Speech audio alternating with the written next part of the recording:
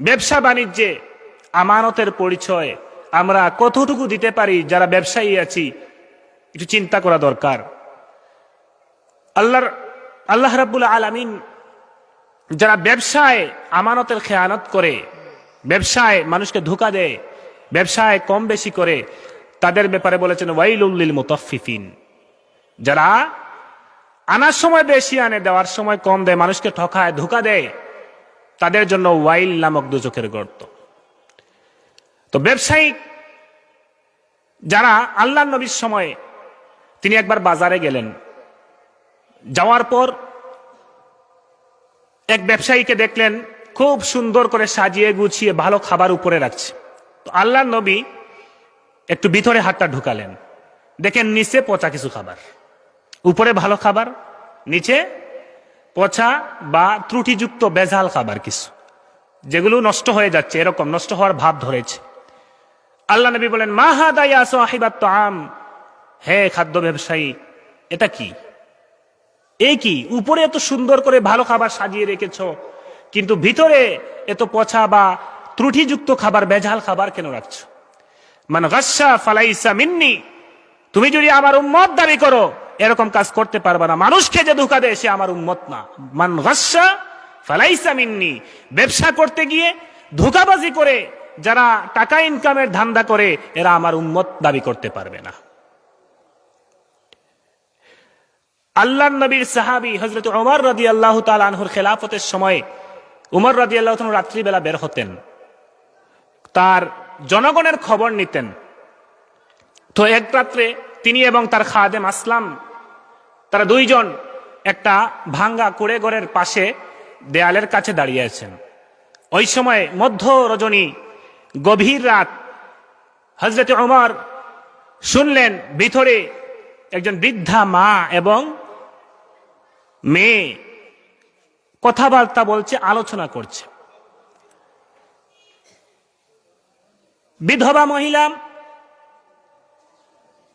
তার প্রিয় কন্যা সন্তানকে বলছে, ইয়া ইবনাতি কুমি যালিকাল লাবান ফানযুকিহি বিল মা, হে আমার প্রিয় কন্যা, আমরা তো দুধের ব্যবসা করি, কিন্তু আমাদের আজকের দুধের পরিমাণ কম, বাজারে এগুলো নিয়ে গেলে আমাদের সংসার চলবে না, সুতরাং দুধের পরিমাণটা বাড়াতে হবে। কুমি ইলা যালিকাল লাবান, আজকে আমরা যে পরিমাণ দুধ দহন করেছি সেই দুধের সাথে ফামজুকিহি বিলমা, কিছুটা পানি পূরণ করে দাও, দুধের সাথে পানি মিশিয়ে দাও, তাহলে দুধের পরিমাণটা বেড়ে যাবে, আমরা কিছু বেশি টাকা ইনকাম করতে পারবো আগামীকাল। গভীর রজনীতে, ওই সময় সবাই ঘুমিয়ে পড়েছে, তারাও ভাবছেন সবাই ঘুমিয়ে পড়েছেন, কিন্তু তাদের দেয়ালের পাশে দাঁড়িয়ে আছেন ওই সময়কার খলিফা হযরত ওমর ইবনুল খাত্তাব রাদিয়াল্লাহু তাআলা। মা মেয়ে জানে না যে তাদের দরজার পাশেই ওই সময়কার খলিফা দাঁড়িয়ে আছেন। মেয়ে বলছেন, আমা আলিমতেম ইয়া উম্মাতাহু আমা আলিমতেম মা কানা মিন আজমাতি আমিরুল মুমিনিন আল ইয়াউমা, হে আমার প্রিয় মা, আমিরুল মুমিনিন ওমর ইবনুল খাত্তাব রাদিয়াল্লাহু তাআলা আনহু যে আদেশ করেছেন আজকের দিনে আপনি কি সেটা শুনেন নাই? মা বলেন, আমিরুল মুমিনিন কি আদেশ করেছেন? মেয়ে বলেন, আমিরুল মুমিনিনের পক্ষ থেকে একজন ঘোষক প্রত্যেকটা অলিতে গলিতে ঘোষণা দিয়ে গিয়েছে, লা ইউশাবুল লাবানু বিল মা, দুধের সাথে পানি মিশ্রণ করে বিক্রি করা যাবে না, এটা খলিফার আদেশ। মা বলছেন, হে আমার মেয়ে, ফাইন্নাকা ফি মাওদাইন লা ইয়ারাকা উমর ওয়ালা মুনাদি উমর, হে আমার মেয়ে, আমরা একটা কুড়ে ঘরে আছি, ভাঙা ঘর, খলিফা তো তিনি ঘুমাচ্ছেন, এখানে উমরও নাই, উমরের কোনো পাহারাদারও নাই। ফামজুকিহি বিল মা, এই লবণের এই দুধের সাথে পানি মিশিয়ে দাও। মা মনে করছেন এত গভীর রজনীতে উমর কি আর আমাদের ঘরের পাশে থাকবেন বা আমাদের কথা শুনছেন? উমর এই জায়গায় নাই, উমরও দেখবে না, উমরের কোনো পাহারাদার আমাদের এই কুড়ে ঘর ভাঙ্গা ঘরের কাছে আসবে না, সুতরাং তুমি নিরাপদে দুধের সাথে পানি মিশাতে পারো। এবার মেয়ের জবাব, ওয়াল্লাহি মা কুনতু লিউতিআহু ফিল মালাই ওয়া আসিয়াহু ফিল খালাই, আল্লাহর কসম করে বলছি, হে আমার মা, আল্লাহর কসম করে বলছি, হয়তো এখানে খলিফাতুল মুসলিমিন আমিরুল মুমিনিন ওমর ইবনুল খাত্তাব উপস্থিত নাই, কিন্তু যেই খলিফা যার আনুগত্য আমরা প্রকাশ্যে করব কিন্তু গোপনে তাকে ধোঁকা দেব, এমন কাজ আমি করব না। কারণ ওয়াল্লাহি, আল্লাহর কসম, আল্লাহ রাব্বুল আলামিন আছেন, খলিফা না দেখলেও তিনি একজন আছেন যিনি আমাদের সব সময় নজরে নজরে রাখছেন। মেয়ের এই কথাটা উমর রাদিয়াল্লাহু আনহু খুব পছন্দ হলো, যে উমর না দেখলে কি হবে, উমরের মালিক দেখছেন।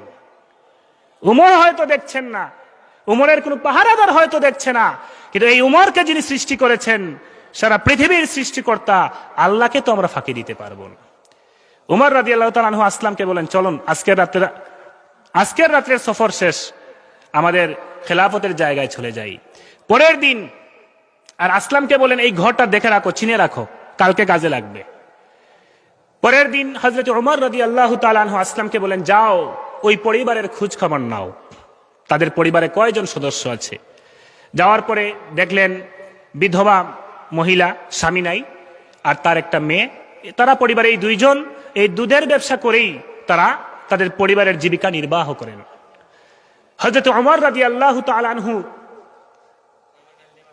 তার ছেলেদেরকে ডাকলেন, বললেন যে তোমাদের মধ্যে যে অবিবাহিত আছো, ওই সময় আসেম রাদিয়াল্লাহু তাআলা আনহু তিনি অবিবাহিত ছিলেন, বললেন তুমি তো অবিবাহিত, আমি একটা মেয়ে পেয়েছি, খুব ভালো মেয়ে, আমি চাই তার সাথে তোমার বিবাহ দিতে। দেখেন সাহাবায়ে কেরাম, ওই সময় উমর কিন্তু রাষ্ট্রপতি, খলিফা মানে কি ইসলামী রাষ্ট্রের রাষ্ট্রপতি। আমরা তো মেয়ে বিয়ে দেওয়ার ক্ষেত্রে দেখি আমেরিকান, লন্ডনী, স্পেন, ইউরোপ কান্ট্রি দামান কিনা, এই অনেক কিছু আমরা খুঁজি।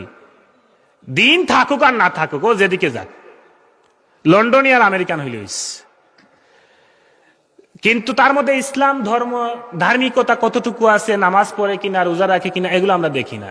কিন্তু ওমর রাষ্ট্রপতি, তিনি তার ছেলের জন্য মেয়ে দেখছেন, কিছুই নাই, এটা ভাঙা ঘর, কুড়ে ঘর, দুধের ব্যবসা করে মার মেয়ে, মেয়ের মধ্যে শুধুমাত্র আল্লাহর ভয়, তাকওয়া আছে, এই জিনিসটাকেই তিনি প্রাধান্য দিয়েছেন। এজন্য আল্লাহ নবী হাদিস শরীফে বলেছেন, তুনকাহুল মারআতু লিআরবাইন, মেয়েদেরকে বা মহিলাকে বিবাহ করা হয় চারটা বৈশিষ্ট্য দেখে। লিমালিহা, ধন সম্পদ দেখে, ওলি জামালিহা, সৌন্দর্য দেখে, ওলি হাসাবিহা, বংশীয় মর্যাদা দেখে, ওলি দীনিহা, দিন দেখে, ফাজফার বিজাতিদ দিন, দিনকে প্রাধান্য দাও, তাহলে তোমার জীবন উজালা। চারটা বৈশিষ্ট্যের মধ্যে ধর্মকে, দিনদারিতা আছে কিনা ছেলের মধ্যে, মেয়েকে বিবাহ দেওয়ার ক্ষেত্রে ছেলের মধ্যে আগে দিনদারিতা আছে কিনা, টাকা পয়সা থাকলে তো এটা সোনায় সোহাগা, কিন্তু আগে দিনদারিতা, যেই ছেলের জন্য যে মেয়েকে নিয়ে আসবো সেই মেয়ের মধ্যে আগে দিনদারিতা আছে কিনা, তারপরে অন্য বিষয়। তো ওমর রাদিয়াল্লাহু তাআলা আনহু তিনি আসেমকে বললেন যে আমি তোমার জন্য মেয়ে দেখেছি। ছেলেও বাপের কথায় রাজি, বিয়ে হয়েছে। এই মেয়ের এবং উমর রাদিয়াল্লাহু এই ছেলে আসেম, তাদের ঘরে একটা মেয়ে হয়েছে, ওই মেয়ের আরেকটা মেয়ে, সেই মেয়ের ঘরে পরবর্তী একজন ন্যায়পরায়ণ খলিফা ওমর ইবনে আব্দুল আজিজের জন্ম হয়েছে। বলেন সুবহানাল্লাহ, যাকে ইসলামের পঞ্চম খলিফা বলা হয়। উমর রাদিয়াল্লাহু তাআলা আনহুর এই আসেম ছেলের মেয়ের ঘরের ছেলে। উমর ইবনে আব্দুল আজিজ কোন সাধারণ খলিফা ছিলেন না, খুব ন্যায়পরায়ণ খলিফা ছিলেন। ইসলামের ইতিহাস নিয়ে যারা ইসলামে স্টাডি করে তারা জানে উমর ইবনে আব্দুল আজিজ কতটুকু ন্যায়পরায়ণ ছিলেন। তার সময় মিশর থেকে ফরতুনা আস-সাউদা নামে একজন মেয়ে চিঠি লিখছে। উমর ইবনে আব্দুল আজিজ যখন খলিফা, তার কাছে চিঠি লিখছে মিশর থেকে। চিঠির মধ্যে লিখেছে, হে উমর ইবনে আব্দুল আজিজ, আপনি ইসলামী রাষ্ট্রের খলিফা, আপনি খলিফা থাকা অবস্থায় আমার ঘর ভেঙে মুরগিটাকে চুরি করছে। দাবি দেখছেন খলিফার কাছে, রাষ্ট্রপতির কাছে, আপনি খলিফা কিন্তু আমার ঘরের মুরগি চুরি হয় কেন? আপনি খলিফা থাকায় মুরগি চুরি, এর বিচার করতে হবে। রাষ্ট্রপতির কাছে বিচার মুরগি চুরির।